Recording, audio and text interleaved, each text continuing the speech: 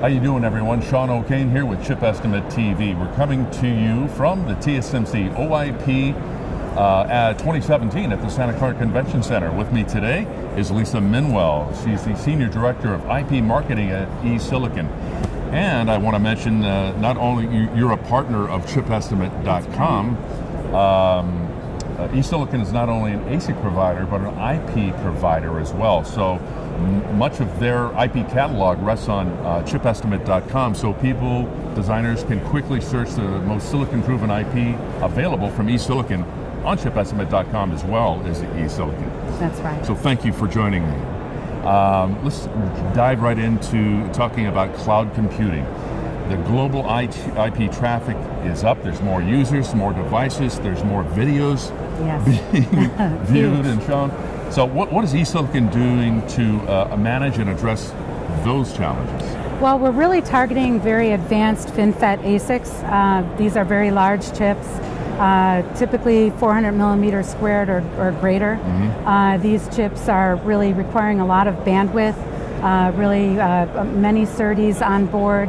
They're 2.5D packaged chips with multiple stacks of high bandwidth memory.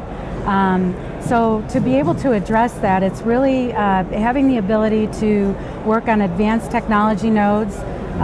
These devices also have a very limited power budget. Oddly enough, you used to think that if something was wired, you didn't have to worry about power. But the chassis limits that. So as we move from one generation to the next, our power budget doesn't really change. So from that perspective, we do a lot of work with differentiating IP to try to address power as well as speed.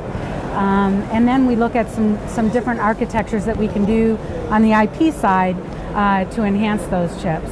And then interestingly, the way that we do our ASIC design, we actually have moved it to a cloud-based design flow. And so we're using the cloud to serve the cloud. So a lot of work going on at eSilicon. Well, you have a wide range, customer range that you serve. eSilicon serves customers in the data center communications and machine learning space.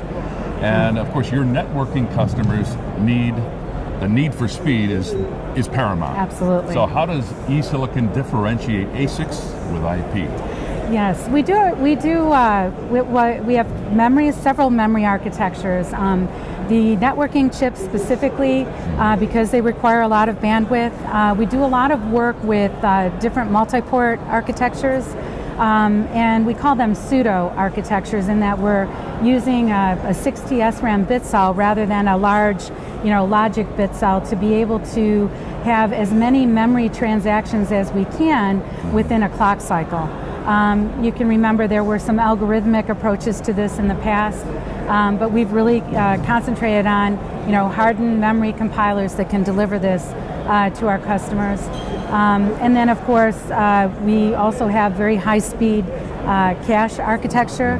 That comes in very handy when you have a lot of transactions, especially in deep learning. Yeah. So that's another area that we focus on as well.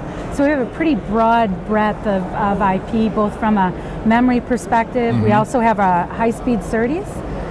This is a 56 gig SerDes on 7 that is a long reach. It's targeting PAM4 NRZ. And then our HBM5. So pretty big portfolio at this point. Well, I last saw you at Design Automation Conference in Austin, and you spoke about TCams and the performance factor that they provide. Can you take a moment to talk about the TCams and the benefits to your customers? Oh yeah, absolutely. Well, with everything moving to the cloud, so there's a lot of work in WAN, a lot of work with Ethernet. The Ethernet road is going on to 400 gigabits per second. Mm-hmm.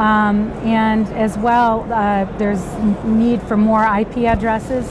So there's this big transition from IPv4 to IPv6, and this is exactly the areas where a ternary CAM plays a significant role.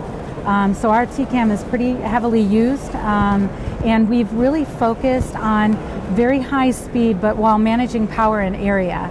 So as we've transitioned from 16 FinFET down to 7, we've spent a lot of time on the architecture, hitting 1.8 gigahertz, but then managing the power budget, because TCams, they're very power hungry. Right.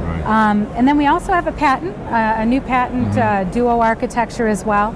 And we have some features like pipeline search, where we're reducing the partial pipeline search, I should say, that we're kind of reducing the search to a limited set of bits, and with doing that, that is very reduces power as well as area.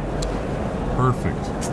Wonderful. So you can go to eSilicon.com and check out their additions to the FinFET, ASIC, and IP offerings for high performance networking, computing, AI, and 5G infrastructure. Absolutely. Thank you very much for joining. Thank you. For Lisa Minwell, my name is Sean O'Kane. We'll see you next time on Chip Estimate TV.